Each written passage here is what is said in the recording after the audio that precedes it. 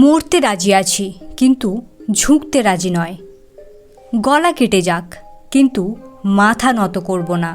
এই সমস্ত জোশে ভরপুর কথা আমাদের ইগোকে বুস্ট করে ঠিকই, কিন্তু শত্রু যখন আপনার থেকে শক্তিশালী হয় তখন আপনার এই ইগো কোনো কাজে আসে না।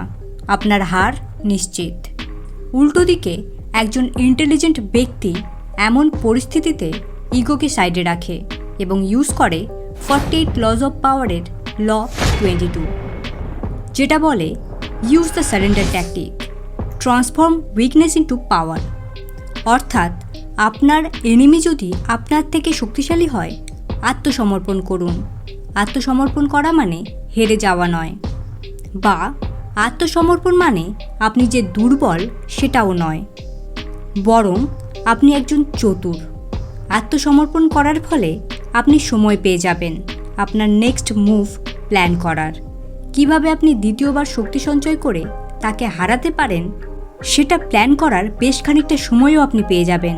সাথে শত্রুর কোনো দুর্বলতা থাকলে সে ব্যাপারেও স্টাডি করার মতো সময়ও পেয়ে যাবেন।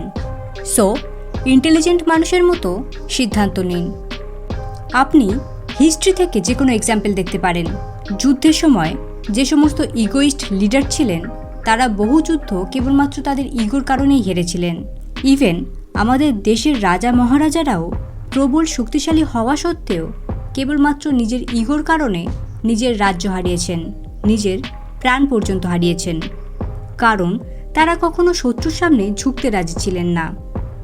অন্যদিকে যে কোনো বুদ্ধিমান লিডারকে দেখুন, তারা আত্মসমর্পণ করতেন যাতে গেমকে লং রানে নিয়ে যেতে পারেন এবং পুনরায় শক্তি সঞ্চয় করে জিতে যেতে পারেন। আত্মসমর্পণ কেন এতটা ইম্পর্টেন্ট তার আরও একটা এক্সাম্পল দেওয়া যাক। ভারতের ইতিহাসের পাতায় গান্ধীজির ডান্ডি অভিযান সম্বন্ধে আপনারা অনেকেই পড়েছেন।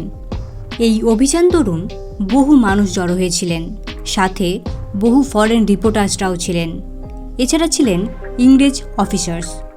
এই অভিযানে গান্ধীজির সাথে যে সমস্ত সত্যাগ্রহীরা ছিলেন প্রত্যেকে ছিলেন নিরস্ত্র। আর আপনিও জানেন গান্ধীজি অহিংসার পূজারী, এক গালে চড় মারলে অন্য গাল বাড়িয়ে দেওয়ার কথা বলেন। সুতরাং সত্যাগ্রহীদের কাছে কোনো অস্ত্র থাকবে না, এটাই স্বাভাবিক। অন্যদিকে ইংরেজদের কাছে ছিল গানস, বম্বস, আরও অনেক কিছুই। সত্যাগ্রহীদের উপর তারা লাঠি চালিয়েছিলেন, কিন্তু তা সত্ত্বেও সত্যাগ্রহীরা কোনো রকম হিংসা দেখাননি, আবার উঠে দাঁড়িয়ে চলতে শুরু করেছিলেন। এটাই আত্মসমর্পণ। কোনোভাবে কোনো সত্যাগ্রহী হিংসা দেখালে ইংরেজরা গুলি চালাতেন এবং দোষ হতো সত্যাগ্রহীদের। তারা এটা বলতেন সত্যাগ্রহীরা হিংসা শুরু করেছেন, তাই আমরা গুলি চালাতে বাধ্য হয়েছি। আর এটাই ফরেন রিপোর্টার্সরাও ক্যাপচার করতেন। পুরো দুনিয়া সেটাই জানতো, সেটাই দেখত। ইংরেজ অফিসার্সরা এই সুযোগটা পেয়ে যেতেন খুব সহজেই, কিন্তু গান্ধীজি সেটা হতে দেননি। তিনি প্রি-ডিটারমাইন্ড ছিলেন, এই অভিযানে তিনি সফল হবেন যে করেই হোক। অর্থাৎ মেন্টালি তিনি ছিলেন স্ট্রং অ্যান্ড পাওয়ারফুল, কিন্তু বাইরে থেকে ইংরেজদের দেখিয়েছিলেন তিনি আত্মসমর্পণ করছেন।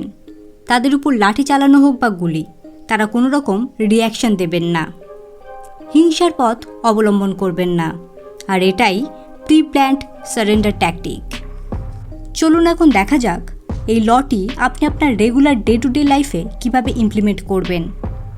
ফার্স্ট থিং ফার্স্ট, আপনি হয়তো জিম জয়েন করতে চান, হয়তো ট্রেনিং শুরুও করে দিয়েছেন, বাট আপনার কোনো ফ্রেন্ড আপনাকে টন্ট করলো, ভাই জিমে গিয়ে বডি তো বানিয়ে ফেলবি, কিন্তু নিজের থোবরার কি করবি, ওটা তো চেঞ্জ হবে না। বা হয়তো কেউ আপনার বডিকে নিয়ে নেগেটিভ কমেন্ট করলো, অনলাইন হোক বা offline. First of all demotivate হবেন না। সেকেন্ড, সারেন্ডার করুন, তাদের বলতে দিন এখন আপনি উইক, তাদের বলে জিতে যেতে দিন। ফালতু আর্গুমেন্টে না গিয়ে আত্মসমর্পণ করুন, বলুন হ্যাঁ ভাই ঠিকই, ইউ আর রাইট। বাইরে থেকে আত্মসমর্পণ করুন, কিন্তু ভেতরে ডিটারমাইন্ড থাকুন যে নিজেকে ট্রেন করবেন, নিজেকে পাওয়ারফুল বানাবেন, তাদেরকে ভুল প্রমাণ করে দেখিয়ে দেবেন। সেকেন্ড, হয়তো আপনি একজন অ্যাসপিরেন্ট, চাকরির পরীক্ষা দিচ্ছেন, জব খুঁজছেন, বা কোনো কলেজে অ্যাডমিশন নেওয়ার চেষ্টা করছেন। আপনাকেও অনেক নেগেটিভ কথার মুখোমুখি হতে হবে, পাড়া প্রতিবেশী, রিলেটিভস, ফ্রেন্ডস অনেকে অনেক কিছুই বলবে। অ্যাগেন, এখন আপনি দুর্বল, চুপ থাকুন, তাদের বলতে দিন। সঠিক সময়ে আপনার সাকসেস আপনার হয়ে কথা বলবে।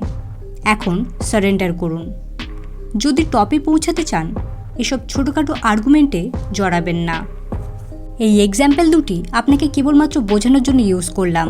আপনি আপনার রেগুলার লাইফে যে কোনো অ্যাসপেক্টে এই লটি ইউজ করতে পারেন, যেখানে আপনার মনে হবে এটা আপনার সঠিক সময় নয়, এখন আপনাকে সারেন্ডার করা উচিত। লাইক কোনো আর্গুমেন্টের ক্ষেত্রে হোক, বা লিগ্যাল কোনো ইস্যু হোক, বা অফিস পলিটিক্সের ক্ষেত্রে হোক। Surrender now to win letter. So friends, এই ছিল ল নাম্বার 22।